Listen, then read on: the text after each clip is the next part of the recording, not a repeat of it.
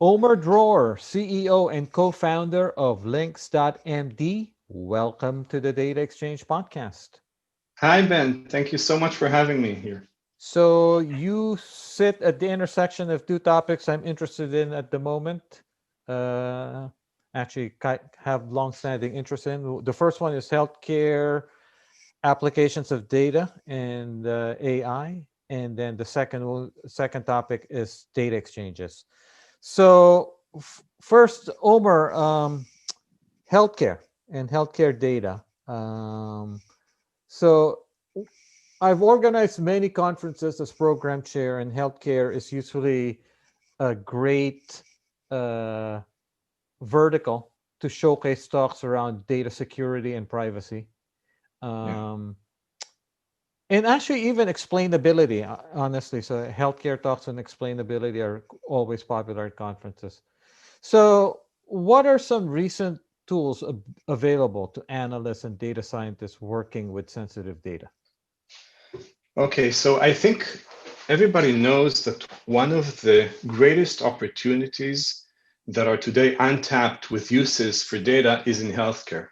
There's a ton of data that's collected inside healthcare institutions, in provider organizations, within life sciences companies, medical device companies, and AI is still making its first steps in this industry.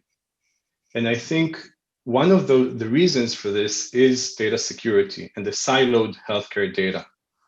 So, because healthcare data has all of the privacy risks associated with it, today it's very hard to access. And I think there are many tools out there available for data scientists to try and cross that chasm. So it starts with all of the secure computation platforms out there. There are new um, solutions with secure enclaves to help the healthcare institutions set up private environments where the data is secure, it's encrypted, and it's impossible to get it out of it. Then So, there are, Omar, yeah, for those who aren't familiar, Secure Enclave is a hardware solution, right? yeah. So basically, a lot of the cloud providers today are integrating secure enclaves into their offerings, allowing institutions to set up machines where all of the execution environment is encrypted. Basically, you can't interact with the outside world. You get your own sandbox, and you can do the computation in that environment. Um, So, for the listeners who aren't familiar, so what kinds of data are we talking about? Is it patient data, medical images? What kind of data are? Is it structured, unstructured text? so in healthcare, we're collecting all of the different types of data. Right. It starts with SQL servers and structured data, labs, and vitals, and the very basic structures. But then it goes to things like the medical history and a lot of text that the physicians and nursing staff is writing. There are documents that are being transferred between the organizations. Some still use fax and scans, and there needs to be OCR solutions. Then there is medical device data, which is time series. And of course, imaging, stills and videos, sonograms, MRI scans, CAT scans. And I think that at the end of that scale is genomics data, which is just a very, very large file with sequencing data. So many people who have health insurance probably interact with their doctors and their providers with a web browser. So the data is accessible online. So what you're suggesting is that uh, much of this data now is in a cloud somewhere, which is Yeah, scary. yeah, yeah. But so reassure us, Omer, that our healthcare data is safe. Yeah. Um, So healthcare, it's very distributed, right? Yeah. Every healthcare institution has to take care of their own best practices and make sure that they follow all of the rules about securing their healthcare environment. Um, I think that there's the general feel that when data sits inside Amazon or Google Cloud, the security is usually better than what is happening on premise. And there's been a lot of security breaches with hospitals, even with medical devices, scanners. There's even a series of stories either this year or last year about ransomware. Yeah. Especially when the hospital actual EMR platform is attacked, that I think becomes the most dangerous thing, because the hospital is losing its ability to operate during such an attack, and that happened a couple of times last year. So there's the data management and data infrastructure that you alluded to, where they're starting to use things like hardware enclaves. I think it's very important. So what else is kind of on the horizon as far as Okay, so that's not enough. One of the reasons that data isn't accessible for medical device companies and AI companies out there is the sensitivity of that data. Now, there are regulations around it, HIPAA and GDPR, that are trying to limit access to the data, but still make sure that it's accessible. And there needs to be de-identification, and new tools are coming out like differential privacy. I think that's one of the most promising ways to look at private data. How prevalent or common or understood is differential privacy in the healthcare sector? I think healthcare is one of the the biggest drivers for differential privacy. So differential privacy is still at very early stages. NIST has just come out with a challenge about differential privacy, and there are a lot of people working on this, us included. One of the advantages of differential privacy is that when you get that type of access to data, you still can't use it to re-identify individual patient records. And I think one of the most risky things about old-style de-identification is now, when there's so much data out there, volumes are so great, and it's so easy to cross-reference that data with social media and other sources. You can actually re-identify patients, even if they went through HIPAA, safe harbor de-identification, or any other type of de-identification. And there are works out there showing, sorry. Quick question on differential privacy. Because there is some flexibility, right? So in terms of how much noise you want to inject and this and that. So there's knobs that you have to turn. So, but healthcare is a regulated industry. So when you implement differential privacy, is there some kind of regulation around the implementation of differential privacy in healthcare? So it's not yet standardized. Under HIPAA, there are different pathways for which you can give access to the data. And the normal way to give access to data under HIPAA is what's called HIPAA Safe Harbor, and there are 18 fields that you need to de-identify, and it's actually detailed how to de-identify them. And the other option, it's prescribed how you do it. Yeah, exactly. And another option is a pathway called expert attestation. So bring in a statistician, get the statistician to say this data is very low risk of re-identification if it's exposed, and that's assumed as the identified data.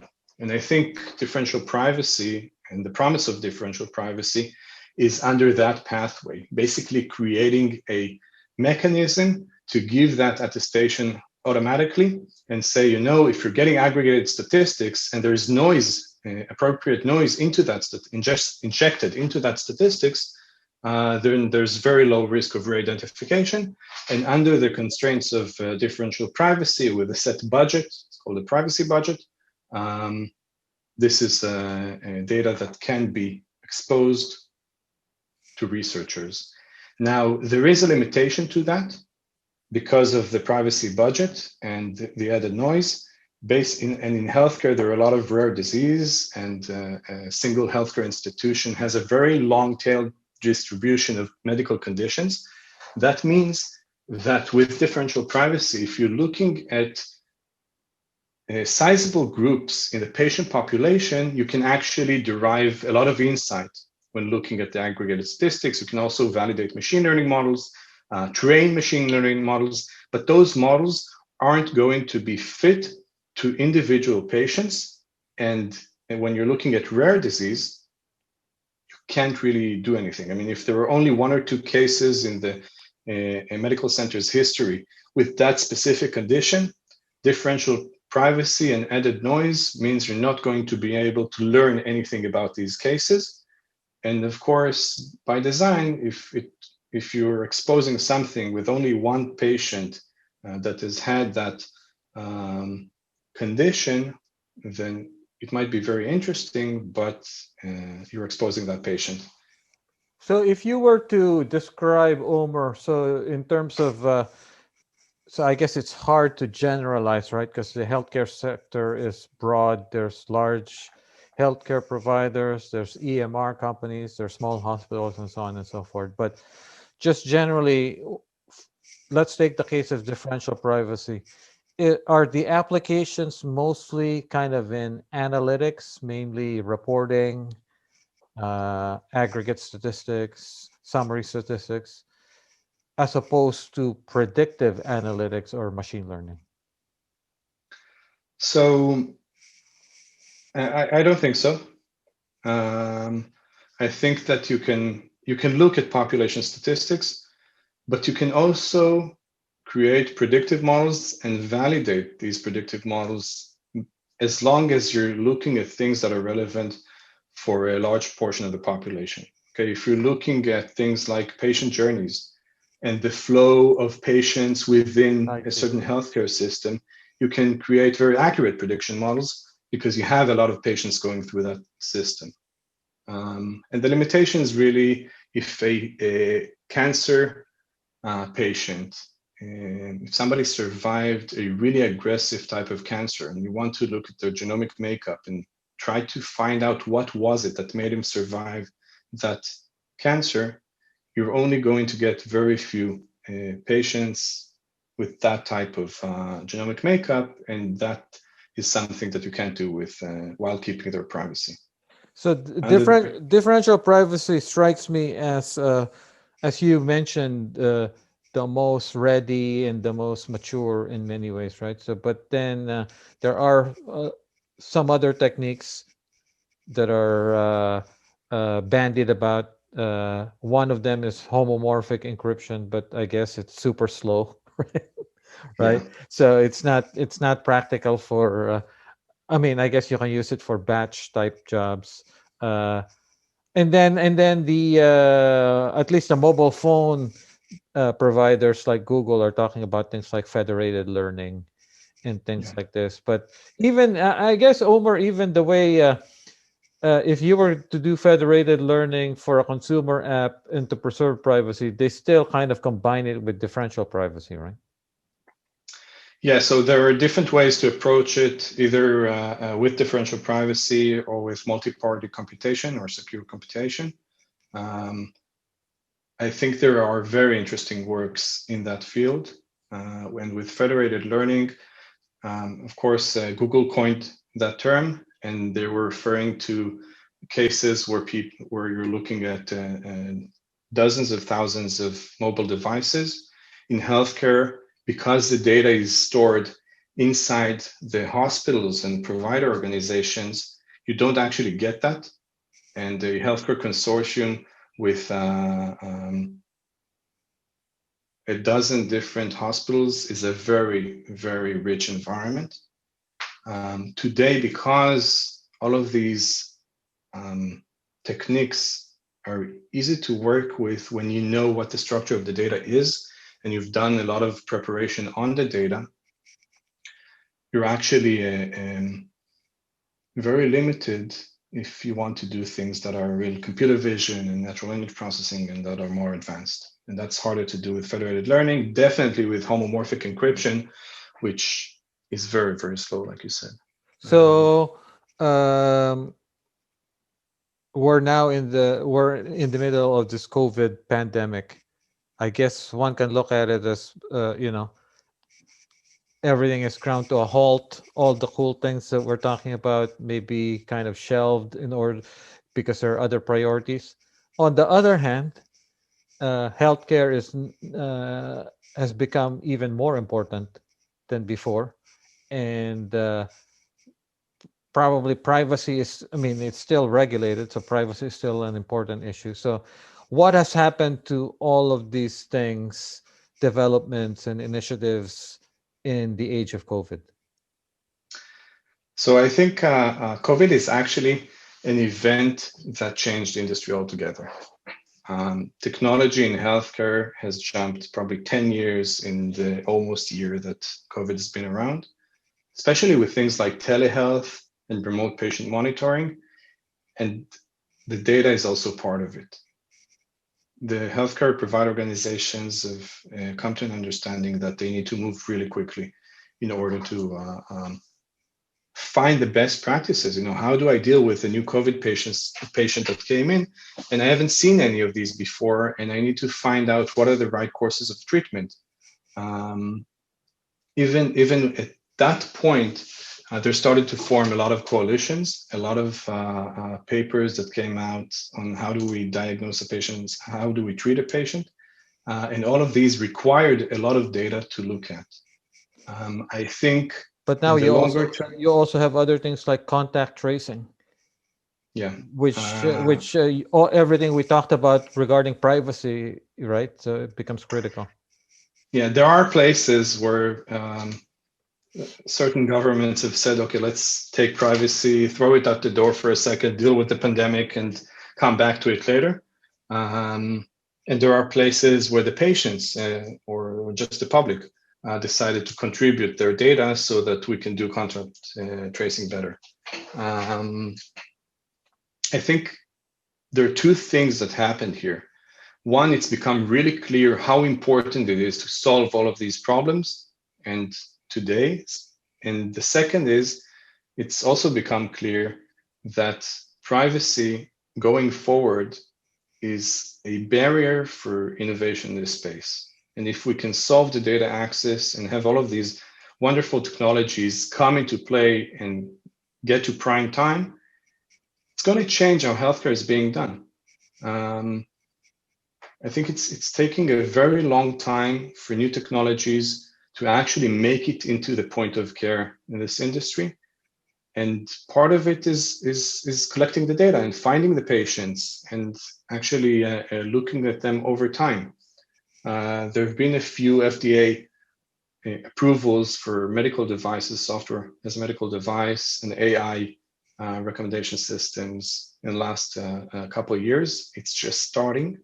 And there's a very interesting framework that was published by the FDA for the use of real-world evidence.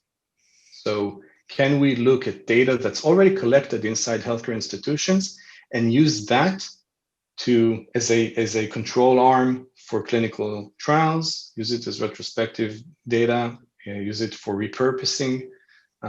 There's a lot of things that we can do with it if the data is properly collected and properly analyzed and is actually accessible to innovators. By the way, we did an NLP survey, which I will link to in the episode notes. And there were a lot of people from healthcare who answered this NLP survey. So a few things popped out. One, de-identification, which many NLP people, frankly, don't really, it's not something they work on, right? So, but it's hugely important in healthcare. And then secondly, the ability to tune a model, because it turns out that in healthcare, particularly NLP in healthcare, each subspecialty uses a different lingo and terms, and so even though you have this magical off-the-shelf model, it's not enough for in the healthcare domain. They want to be able to tune their models. Yeah, natural language processing in healthcare is probably one of the hardest problems we have with AI, because the way the language around healthcare is built, terms that are very rare have a lot of meaning and a lot of influence on the actual, on what the doctor wanted to say. And because they're rare, it's really hard to train a model that's not going to miss out on any of these terms. And then people normally think about de-identification. De-identification for text actually means that you're changing the basic statistics of the word distributions. And sometimes you're going to change, if you're going to tokenize it with first names and last names and asterisks, this isn't going to be the right thing for all of the models out there. And I think the more interesting models in NLP for medical data are actually the ones that are looking at letters and not only words, because of the distribution of the language and because you can see a lot of this comes from Latin, and you can see relationships between different terms. Of course, there are a lot of typos. There are a lot of physicians out there that are using templates. So if you take a full document and two institutions have two different templates, you're going to have to refit your model in the new place. So I think it's a very complex problem. The availability of text data is really not there. There are a few interesting projects that have made a lot of de-identified text available. Mimic for one, but that's not enough. I mean, you're looking at very limited data set. If you take a very large academic medical center, something like a Stanford, because of the long tail of conditions, about 10% of the people going into a hospital are coming with pneumonia. Pre-COVID and hopefully post-COVID. That's how it works. And if you look at any other type of disease, you see very few cases, okay, maybe dozens of cases a year with conditions that are not rare, that are day-to-day conditions. That means that if you're going to try and train a model based on discharge letters and based on things that the physicians wrote when these people were treated, you're just training on something that doesn't contain a lot of data. To get past that, we are going to need to create much larger corpuses that are multi-site, that are cross hospitals, healthcare organizations, hopefully not only tertiary centers and academic medical centers, but also the community networks where most of healthcare is being delivered in the US. And then we're going to actually see what the distribution of text is like. And for that, we need solutions like federated learning and distributed learning and these types of collaborations. Which brings us to the second main topic of our conversation, data exchanges, which for our listeners, I mean, there's many terms that people use: data network, data exchange, data marketplace. But the general idea is you have some kind of platform which brings together data suppliers and data users, data providers and data buyers, right? So, which actually is kind of what your company does. And in principle, if you can do it and do it in a way that fulfills some of the maybe regulatory requirements in the sector, or even make it easy for data discovery and just basically the transaction and using of data without violating anyone's privacy. I mean, it just opens up so many possibilities, right? So set aside healthcare, think about finance. I was a data scientist in a bank for a few years, and in a hedge fund for another few years. But generally, a bank knows something about you, but let's face it, all of us have relationships with many financial service companies, right? So multiple credit card companies, maybe multiple banks. All banks only have a partial picture of you. unless you're super loyal and only use them, right? So, I mean, so even financial services, I think they're starting to think about this. Actually, Omer, one of the hot topics actually is customer data platform, which is basically the notion of let's build a 360-degree view of a customer. So it could mean using data fusion tools of combining multiple data sets. So data exchanges are great. Data fusion is great, but as a security expert pointed out to me, data fusion is one of these slippery slopes, right? So you have this piece of data, combine it with this, combine it with this, combine it with this. Each one is independently looks harmless, but if you combine them all, suddenly you have something more private, right? So anyway, so that's a long-winded introduction. So data exchanges. Why did you decide to focus on data exchanges? So I think it all boils down to part of what you said, which is getting the access to data is something that when you look at the data buyers, in our case, medical device companies, but it also works for fraud in banking, weather data. I mean, they have a lot of incentive. I mean, data is the new oil is something we live with for about 10 years now, maybe more.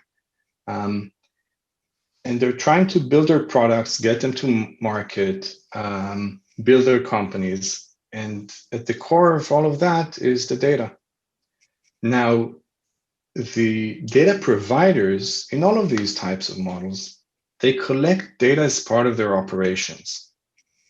In many cases, the data isn't their business. It's what they do and a side product of their business. And in other cases, especially when you look at companies that run data exchanges and marketplaces, these sorts, the data does become the business because the data is actually worth a lot of money, and it's worth money for these developers because if they're not going to get access to that data, the products aren't going to be there in the market. I think in the healthcare space, this equation is very, very skewed because of the sensitivity of the data and because we have to be very, very respectful and very thoughtful in how we treat patients' data. It's our own data sitting with these institutions. But when you look at the data providers in this market, they don't have the resources, they don't have the know-how, they don't have the time to deal with making that data available. And I think that limits the sheer number of solutions that we get in that space. Available in a compliant way, whatever compliant way is, right? So. Yeah, I'm very personally, I'm very worried about the data. I mean, these places that aren't built to do this in a compliant way, they don't actually know the risks of privacy. They don't understand what they're doing. And in many cases, you see that. You see organizations that don't understand privacy. They don't understand security. And they might not take all of the safeguards that are needed to when they do hand out data to data buyers. And that happens every day.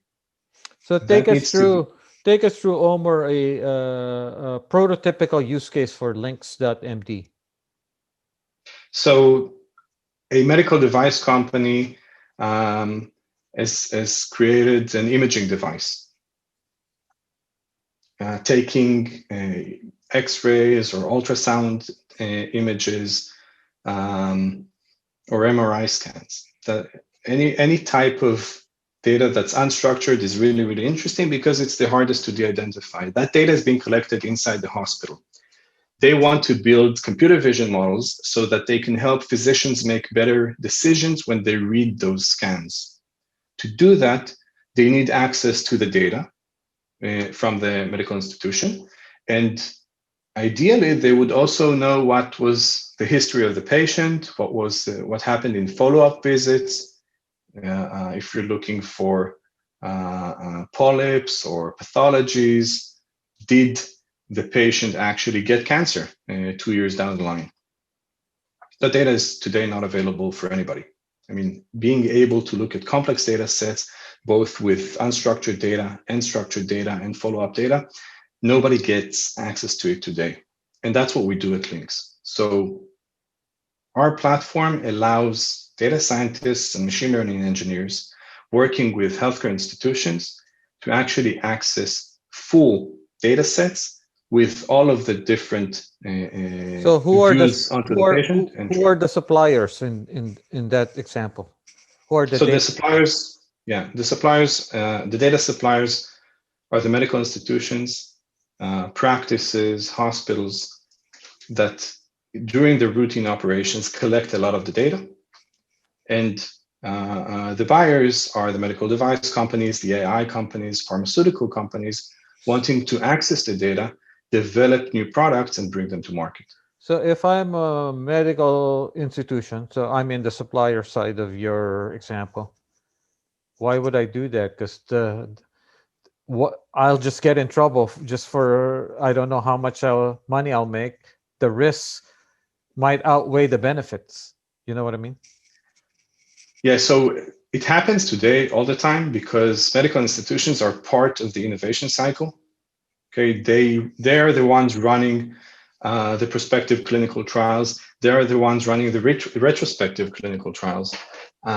They do a lot of research. Part of their incentive is to get new technology, early access to new technology, and being part of the development, being part of the research.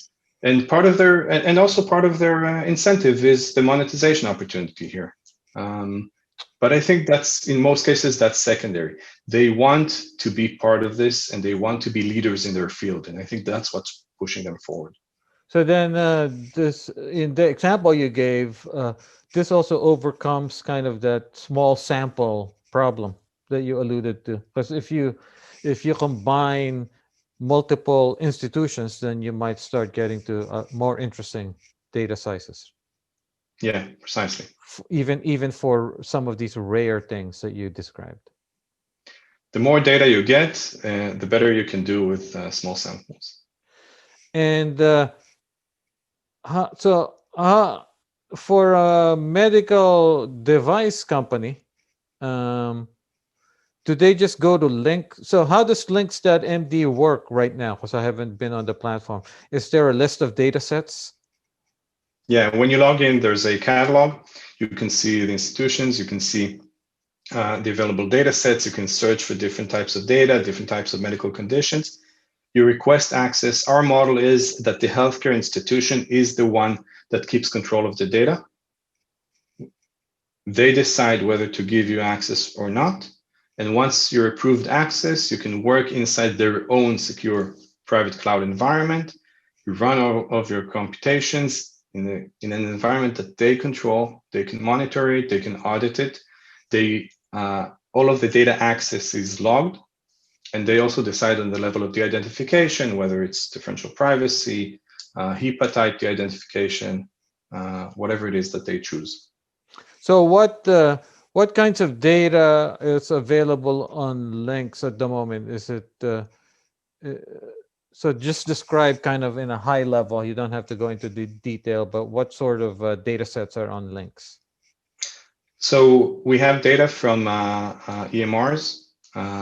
Basically,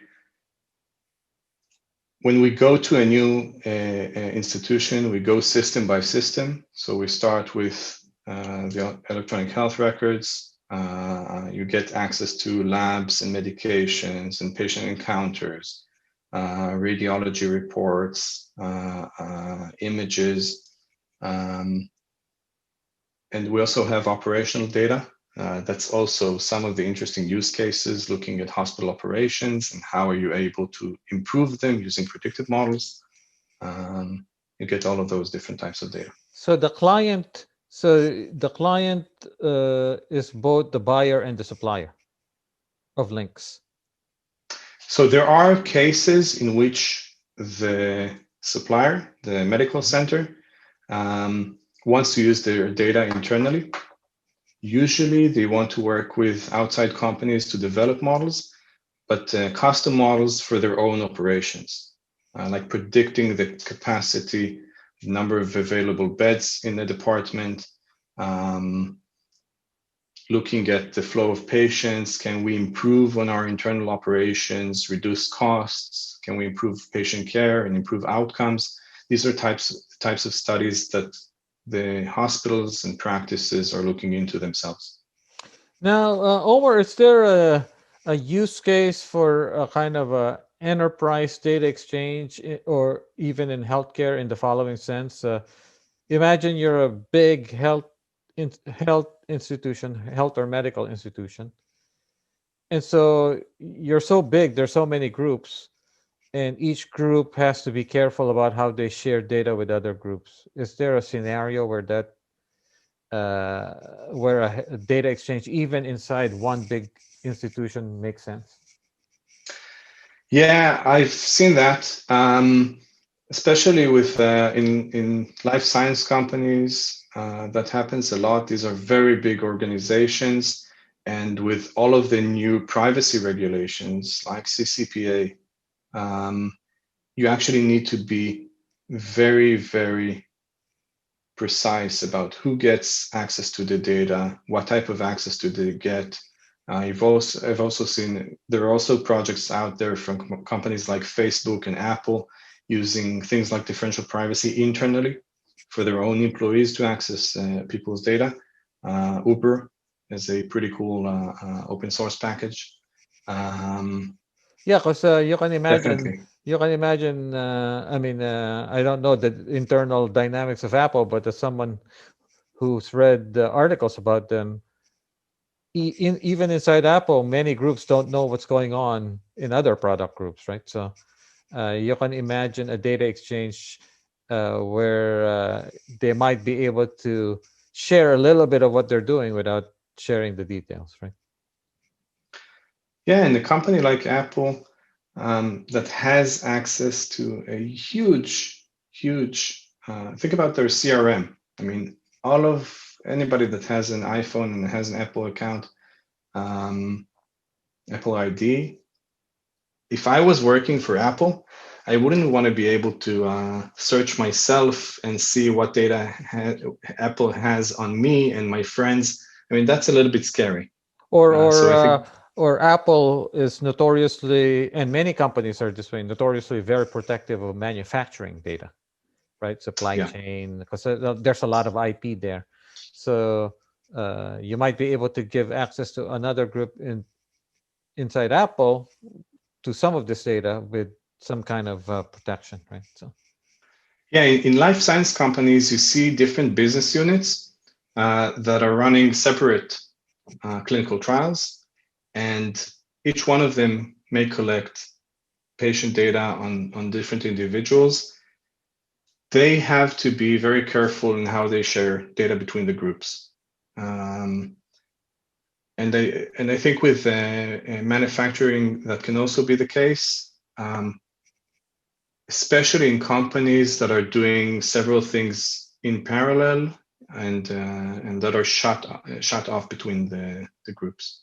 so it's links mostly, Omer, a data exchange in terms of you match data users with data providers, uh, and then depending on the industry, you provide all of the tools needed to make sure this interaction is compliant with whatever regulation is in that industry. So that's basically the Links platform. Yeah, we're focused on healthcare, Yeah.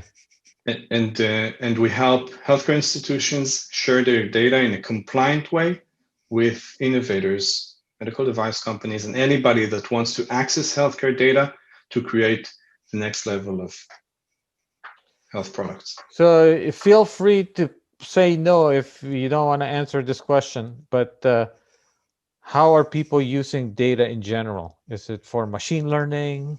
Is it mostly for reporting? So give us an idea. Okay, so it's a huge industry, data Yeah. and healthcare. Yeah. I think people have been using data to do No, reporting. on Lynx. Oh, definitely machine learning. Oh, really? So yeah, definitely machine learning. That's what we do that's different. There are other ways to access structured data. And in terms of HIPAA, there are specific ways to de-identify structured data. When you're looking at text and images and genomics, it becomes a lot more complicated. And that's where we excel. So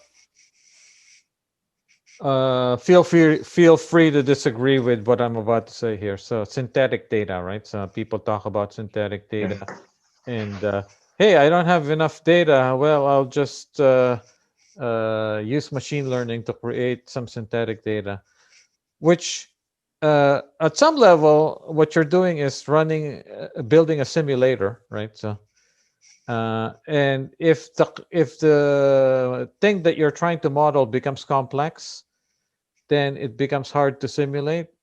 In which case, you're spending all your time building a simulator to mimic something. You might as well just buy data or hand label data yourself. So, what do you think about synthetic data? It seems like there's only a few kind of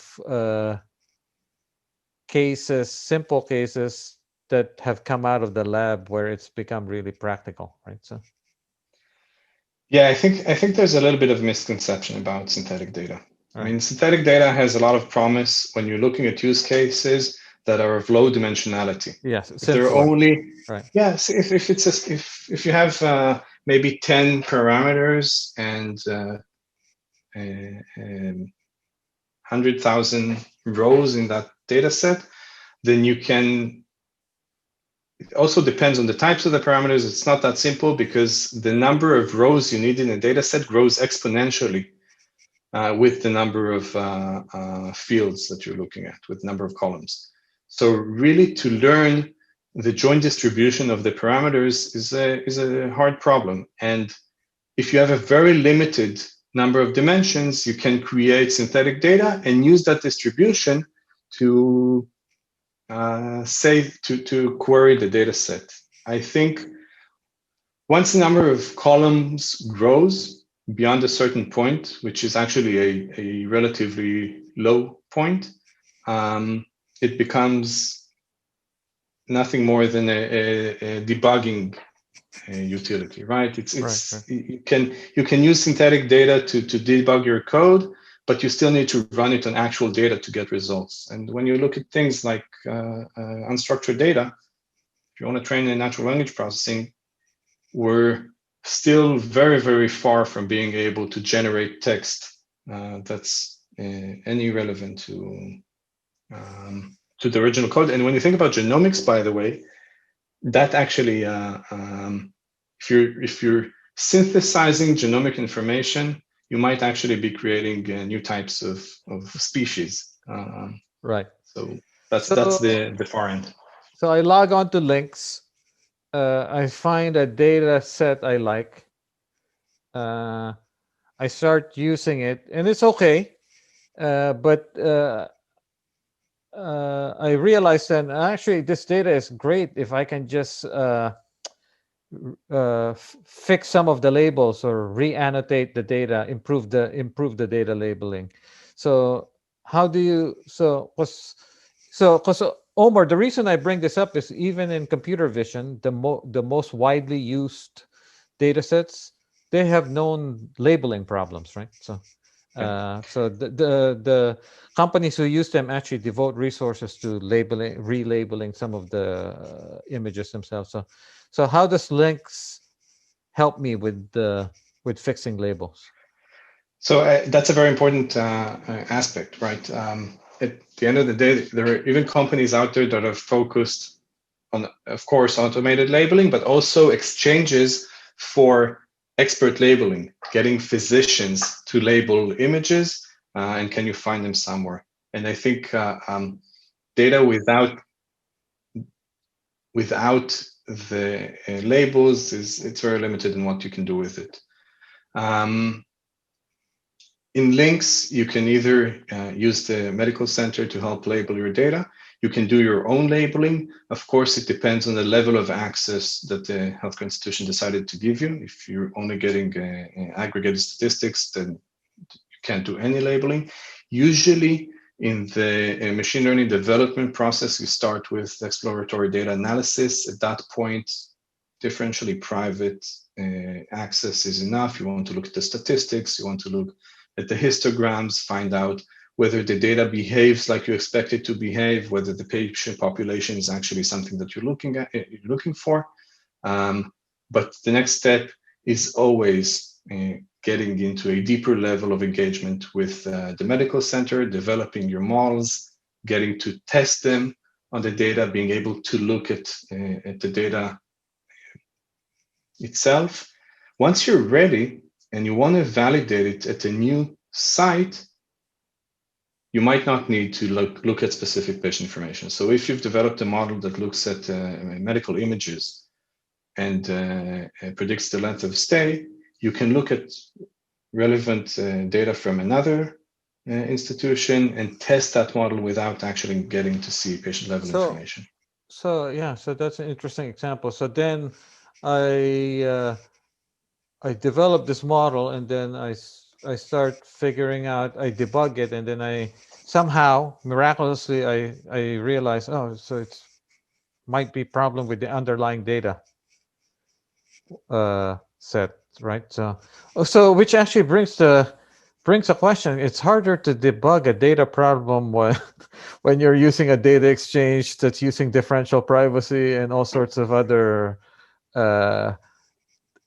things that they're doing with the data, right? So hopefully that doesn't happen, but it could happen, right? It definitely could. I think that's where synthetic data comes in very useful to be able to debug your code. And also there's in Lynx, we've built a mode where the medical center can actually give you a sample of the data. Okay. And you can request more samples. You don't, if there are 10,000 patients that you're looking at, it doesn't mean that you need to get access to the full 10,000 patients. The hospital can limit the number of data points that they give you, say 10, so you can look at them. And if you've been accurate at 70% of the cases, give me another sample of the extra 30% of the cases.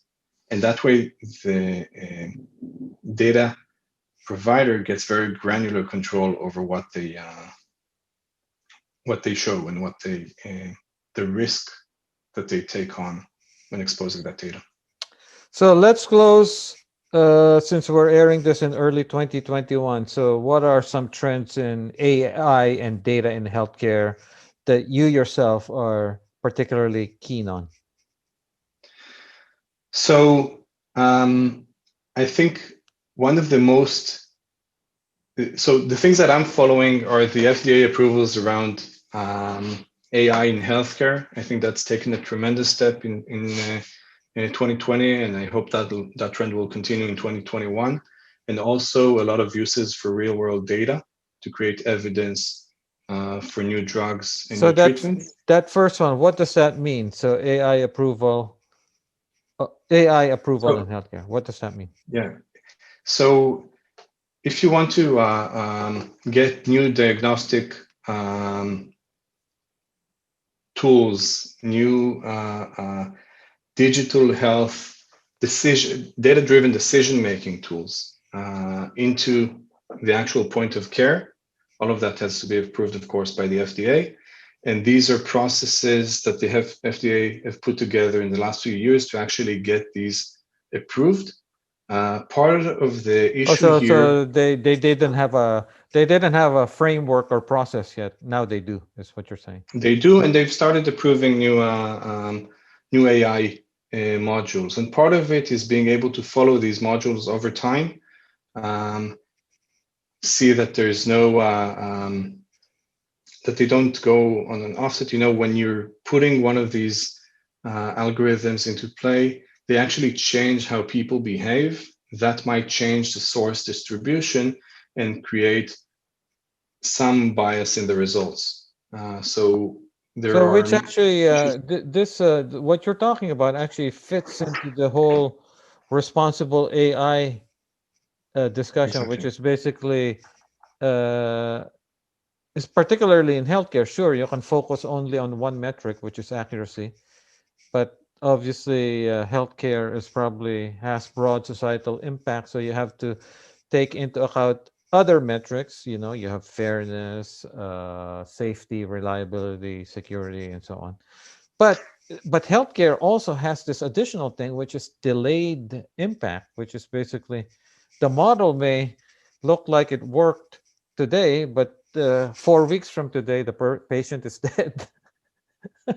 Yeah. I that's one of the that's why AI in healthcare is so much more complicated than other places. I mean, even if you look at fairness and responsible AI, which I follow very closely, these are very important trends because if you think about it, most of the AI research in healthcare is done in these very large academic medical centers. These places see a very specific type of patient population. That's not the type of population that's being seen in the community networks and in rural areas in the US. So if I've developed this model on the patient population that lives in Boston or San Francisco, and I'm trying to apply it now in other places in the US, we don't actually know whether it will work or not. And there are ways to stratify models but because of the availability of healthcare data that comes from these places, that's a more difficult thing to do in this case. And it's very important to do because if a doctor is going to rely on these predictions and make decisions, people might eventually die. So I think there's a huge opportunity here, but we need to be very responsible in the way we apply AI in this space so that we don't make these mistakes. By the way, Omer, because of COVID, the general public at least knows terms, has now heard about terms like phase 3 clinical trials, right? So is there going to be a phase 3 trial for AI? Definitely. So what is the FDA framework generally? So I have a model. What do they need? What's their process for approving that model? So I think the most interesting thing with so phase 3 clinical trial, you want to be able to check the efficacy on a large population, and also after, when it comes to AI, it becomes even more important to do the phase 4 or look at post-market surveillance. So the AI adheres to kind of similar phases in the approval process. It has its own path, but the core issues are the same. You know, you want to be able to make sure that it's safe, which is something that doesn't really apply for software models. You want physicians to make the decisions. That's what makes it safe. You want to be able to make sure that the decisions are correct. First, on a small population, the larger the population is, the more secure you are. By the way, you made an important distinction there, which is basically there is always a human expert in the loop. So this is more of a augmentation of an expert, right? Yeah, that's a Pandora's box opening that discussion.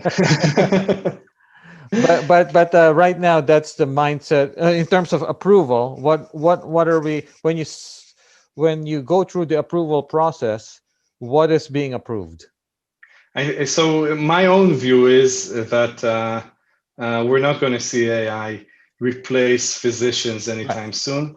We are going to augment physicians. There's AI out there to catch mistakes, do a second view of the data. But do I have to get that augmentation tool approved?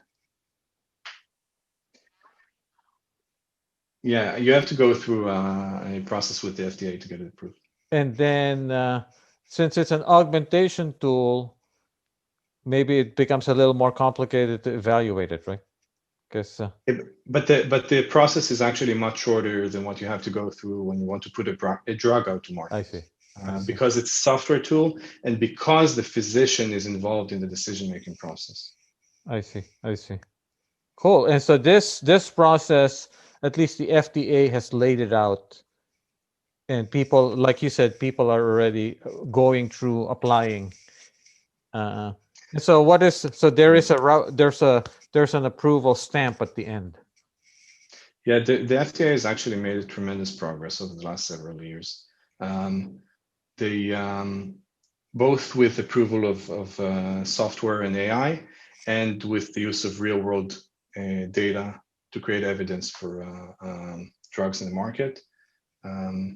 And I think they're making tremendous progress, and I think it's going to benefit the industry at large over time. And then data exchanges like Lynx.md fit where in terms of the approval process? So it's a way. Does Lynx become a place where you can validate your tool? it does, but at the end of the day, Lynx is a software vendor. We're not developing algorithms and deploying them. That's something that our customers do. But you can go to Lynx and get more data and evidence that you can show to the regulators, right? Exactly. Yeah. Interesting. Very cool. So closing salvo for you. So make the case to our audience why they should work on healthcare. Oh, I think everybody should work on healthcare. I mean, all of us at the end of the day, and we've seen it now during COVID, hopefully with the vaccines, COVID will be over soon and we'll be able to go back to our normal lives. And still, each one of us is going to end up going into the healthcare industry as a patient and as and with family members. And we see that all the time. And I think the healthcare industry is the place that needs the most innovation and the most brain power to make it jump the next step in the level of care, in the quality of care, and the availability of care. And anybody that wants to do something new and disrupt an industry, I think that's the place to be at. One last question that I forgot to ask you, right? So I wear an Apple Watch. So I'm probably generating data constantly. But right now it all goes to Apple. At some point, do you think there will be data exchanges that will let me share my data if I want Definitely. Definitely. We didn't actually talk about this, but there are a lot of initiatives around blockchain and help in getting the control of the data to, yeah. Oh, no. Talk about something slow, huh? Actually, a friend of mine tried to do a data exchange on the blockchain, which was a great idea.